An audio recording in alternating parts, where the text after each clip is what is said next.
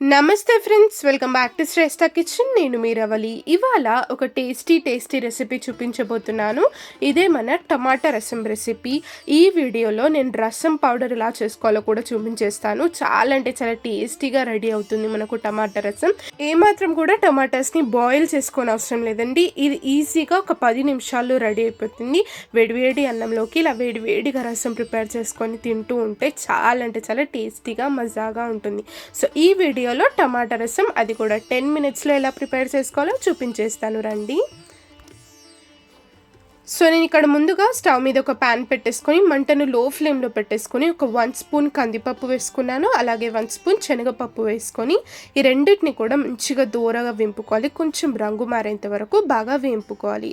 ఆ తర్వాత ఇందులోకి మిగతా ఇంగ్రీడియంట్స్ వేసుకుందాం. నేను ఇక్కడ ఒక 1 స్పూన్ అంతా ధనియాలు వేసుకున్నాను. అలాగే ఒక 6 లేదా 7 ఎండుమిర్చి ఇలా వేసుకోవాలి. ఎండుమిర్చి వల్ల మంచి కారం వస్తుందండి, స్పైసీగా మారుతుంది. ఇప్పుడు ఇందులోకి ఒక చిటికెడు నేను ఇక్కడ మెంతులు వేసాను. మెంతులు ఎక్కువ వేసుకోవద్దు, ఇలా చిటికెడు వేసుకుంటే సరిపోతుంది. ఆ తర్వాత ఒక 1 స్పూన్ మిరియాలు వేసాను. ఆ తర్వాత ఒక 1 స్పూన్ జీలకర్ర వేసుకొని వీటిని అన్నిటిని కూడా మంచిగా వేంపుకోవాలి. అలాగే నేను ఇక్కడ కరివేపాకులను వేసాను. మంచి ఫ్లేవర్ వస్తుందండి రసం పౌడర్కి. ఇలా ఇవన్నీ కూడా కొంచెం రంగు మారేంత వరకు బాగా వేంపుకున్నాక ఇలా సపరేట్గా ఒక ప్లేట్లోకి తీసుకొని చల్లారి పెట్టుకుందాం. కాసేపు అయ్యాక ఇవన్నీ కూడా చల్లారాక ఇలా ఒక మిక్సీ జార్లోకి వేసుకొని ఇందులోకి నేను ఇక్కడ ఒక 1/2 టీ స్పూన్ అంతా పసుపు వేస్తున్నాను. మంచి కలర్ వస్తుంది రసం పౌడర్కి. ఇలా పసుపు వేసుకున్నాక మూత పెట్టేసుకుని మంచిగా గ్రైండ్ చేసుకొని ఇలా స్మూత్ పౌడర్ లాగా రెడీ చేసుకొని పెట్టేసుకోవాలి. చూసారా ఎంత ఈజీగా మనకు రసం పౌడర్ ఇంట్లోనే ఇలా రెడీ చేసుకోవచ్చు. ఇది వేసి రసం చేస్తే కనుక సూపర్ టేస్టీగా స్పైసీగా మనకు రసం అనేది రెడీ అయిపోతుంది. ఇలా ఇది ప్రిపేర్ చేసుకొని పక్కన పెట్టేసుకున్నాక ఇదే మిక్సీ జార్లోకి మనం ఇక్కడ ఒక 5 టమాటాలను తీసుకుంటున్నాం అనమాట. ఒక మీడియం సైజ్ టమాటాలు ఒక 5 నేను ఇక్కడ తీసుకున్నాను. ఆ తర్వాత ఒక చిన్న నిమ్మకాయ సైజ్ అంత చింతపండును ముందుగానే కొన్ని వాటర్లో పెట్టుకున్నాను. అది కూడా వేసుకొని ఇలా మెత్తగా మనం దీన్ని పేస్ట్ లాగా చేసుకొని తీసుకోవాలి. టమాటాను చింతపండును ఇలా పేస్ట్ లాగా చేసుకొని దీన్ని పక్కన పెట్టుకుందాం. ఇప్పుడు స్టవ్ మీద ఒక బాండి పెట్టేసుకొని మనం గ్రైండ్ చేసుకున్న టమాటా చింతపండు మిక్చర్ ఇందులోకి వేసుకోవాలి. ఇలా వేసుకున్నాక నేను ఇక్కడ ఒక 3 గ్లాసుల వాటర్ వేస్తున్నాను. ఇలా వాటర్ వేసుకున్నాక మనం మంటను హై ఫ్లేమ్లో పెట్టేసుకొని ఇలా ఒకసారి బాగా కలిపేసుకుందాము. ఇప్పుడు ఇందులోకి ఒక 1/2 టీ స్పూన్ అంత పసుపు, మనకు రుచికి సరిపడా ఉప్పు కూడా వేసేసుకోవాలి. రసంకి సరిపడా ఉప్పు నేను ఇక్కడ వేసాను. అలాగే మనం ప్రిపేర్ చేసి పెట్టుకున్న పౌడర్ నేను ఇక్కడ ఒక 3 స్పూన్స్ వేసాను. ఇలా 3 స్పూన్స్ అంత రసం పౌడర్ వేసేసుకొని ఒకసారి బాగా కలిపేసుకుందాం ఈ రసం అంతా కూడా. ఇప్పుడు దీన్ని మంచిగా ఒక పొంగు వచ్చేంత వరకు మంచిగా బాయిల్ చేసుకోవాలి. ఆ తర్వాత ఒక 10 నిమిషాల వరకు మంచిగా బాయిల్ చేసుకుందాం.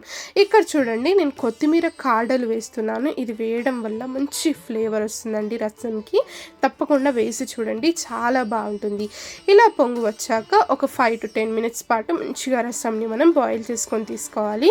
ఇలా పొంగు వచ్చాక ఒకసారి బాగా కలిపేసుకుందాము.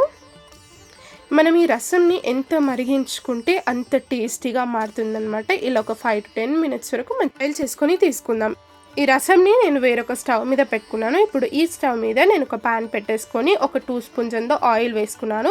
ఇందులోకి కొన్ని ఆవాలు, కొన్ని జీలకర్ర వేసుకోవాలి. అవి వేగాక నేను ఇక్కడ ఒక 3 ఎండుమిర్చిని ఇలా వెరుచుకొని వేసుకున్నాను. అలాగే ఒక 5 వెల్లుల్లి రెబ్బలను దంచుకొని వేసుకోవాలి. వీటన్నిటిని కూడా బాగా కలుపుకున్నాక కొన్ని కరివేపాకులను వేసుకున్నాను. అదేవిధంగా ఇక్కడ చూడండి ఒక ఉల్లిపాయని నేను ఇలా పొడుగా సన్నగా కట్ చేసుకొని తీసుకున్నాను. అలాగే ఒక 3 పచ్చిమిర్చి కూడా వేసుకొని ఇలా మంచిగా ఈ పోపు అంతా కూడా బాగా కలిపేసుకుందాము. ఉల్లిపాయలు కొంచెం ఇలా మగ్గాక మనము దీన్ని తీసుకొని రసంలోకి యాడ్ చేసేసుకుందాము. చూసారా, ఇలా బాయిల్ అవుతున్న రసంలోకి ఇలా మనం వేయించి పెట్టుకునే పోపు అంతా కూడా వేసేసుకొని ఒకసారి బాగా కలిపేసుకుందాము. ఇది వేయడం వల్ల మనకు రుచి అనేది డబుల్ అయిపోతుంది. చాలా అంటే చాలా టేస్టీగా సూపర్గా ఉంటుంది. ఇది వేసుకున్నాక ఎక్కువగా మసలించుకొని అవసరం లేదండి. ఇలా ఫైనల్గా కొంచెం కొత్తిమీర వేసేసుకొని స్టవ్ ఆఫ్ చేసుకుంటే సరిపోతుంది. మనకు సూపర్ టేస్టీగా రసం అయితే రెడీ అయిపోయింది. అది కూడా టమాటా రసం. ఇలా వేడి వేడి రైస్లోకి టమాటా రసం వేసుకొని తింటూ ఉంటే సూపర్గా ఉంటుంది. ఇక్కడ నేను కొన్ని చిప్స్ కూడా పెట్టుకున్నాను పక్కన. మీరు కావాలంటే ఫ్రైతోనైనా ఏదైనా చిప్స్, మురుకులు దేంతోనైనా క్రిస్పీ లాగా పెట్టేసుకొని ఇలా తింటూ ఉంటే సూపర్ టేస్టీగా మజాగా ఉంటుంది. తప్పకుండా ఈ రెసిపీని ట్రై చేసి చూడండి. వీడియో నచ్చితే తప్పకుండా లైక్ చేయండి, షేర్ చేయండి. మన ఛానల్ని సబ్స్క్రైబ్ కూడా చేసుకుని పక్కనే ఉన్న బెల్ ఐకాన్ కూడా ప్రెస్ చేయండి. Thank you.